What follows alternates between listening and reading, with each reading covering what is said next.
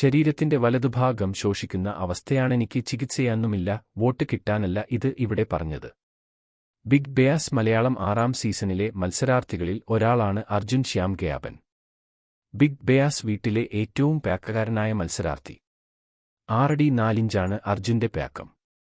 Big boss ആരംഭിച്ച് 2 ആഴ്ചയോട് അടുക്കുമ്പോൾ തന്നെ വലിയ ആരാധകവൃന്ദത്തെ സ്വന്തമാക്കാൻ അർജുൻ സാധിച്ചിട്ടുണ്ട്. സൈലന്റായി നിന്ന് മൈൻഡ് ഗെയിം കളിച്ച് ആരാധകരെ നേടാൻ അർജുൻ സാധിക്കുന്നുണ്ട്. ഇപ്പോഴിതാ തന്റെ ജീവിതകഥ വെളിപ്പെടുത്തിയിരിക്കുകയാണ് അർജുൻ. ചികിത്സയില്ലാത്ത തന്റെ രോഗാവസ്ഥയെക്കുറിച്ചും അർജുൻ സംസാരിച്ചു. എന്റെ പേരിൽ എന്റെ അപ്പനും അമ്മയുമുണ്ട്.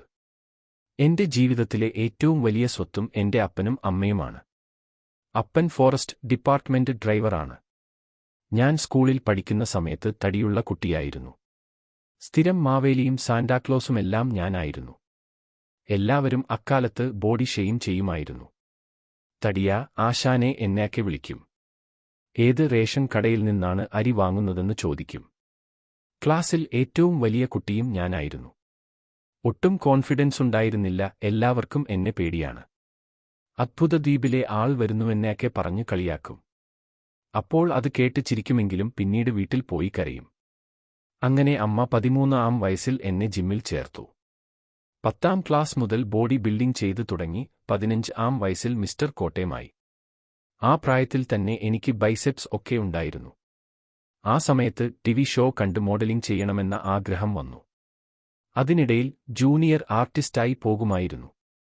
+2 കഴിഞ്ഞാണ് മോഡലിംഗ് ശ്രമിച്ചു തുടങ്ങിയത്. ആദ്യം ശ്രമിച്ചപ്പോൾ തടിയാണെന്ന് പറഞ്ഞു ഒഴിവാക്കി. ആ സമയത്ത് എന്റെ ജീവിതത്തിലേക്ക് ക്ഷണിക്കപ്പെടാത്ത ഒരു അതിഥി വന്നു, അതും ജപ്പാനിൽ നിന്ന്. എനിക്ക് ഒരു അസുഖം വന്നു, ഹിരായാമ. ശരീരത്തിന്റെ വലതുഭാഗം ശോഷിക്കുന്ന അവസ്ഥയാണത്. BBA 2ാം വർഷമായിരുന്നു ഞാൻ. ടിഷ്യൂ ഡാമേജായി. ചികിത്സയൊന്നുമില്ല ഇപ്പോഴും. എന്റെ കൈക്ക് ഗ്രിപ്പില്ല. കുറച്ചുപേർക്ക് മാത്രമേ അറിയൂ. ആരോടും ഞാൻ പറഞ്ഞിട്ടില്ല. പിന്നെ വീട്ടിലിരുപ്പായിരുന്നു. ബന്ധുക്കൾ വരും, സഹതാപം കാണിക്കും. ആ അസുഖം ബാധിച്ചവരുടെ ഫോട്ടോ കണ്ടാൽ പേടിയാകും. എന്റെ ഭാവി എങ്ങനെയാകുമെന്ന് അറിയില്ല. ആ സമയത്ത് ചിരിക്കാനും കരയാനും പറ്റില്ലായിരുന്നു. ജീവിതം അവസാനിപ്പിച്ചാലോ എന്ന് വരെ ചിന്തിച്ചിരുന്നു.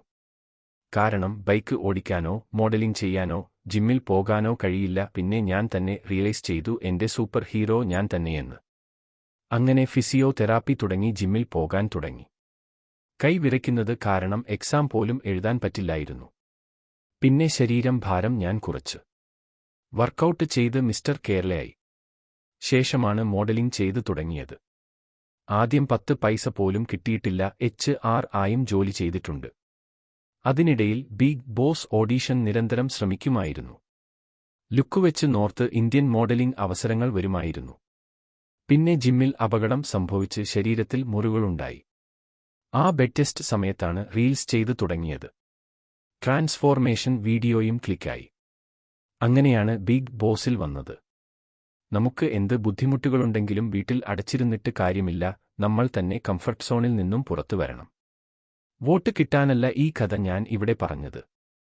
ആ സിമ്പതി ആരും കാണിക്കുകയും വേണ്ട. എനിക്ക് നല്ല സ്ട്രെങ്ത് ഉണ്ട് ടാസ്ക് ഒക്കെ ചെയ്യാൻ എന്നാണ് അർജുൻ പറഞ്ഞത്.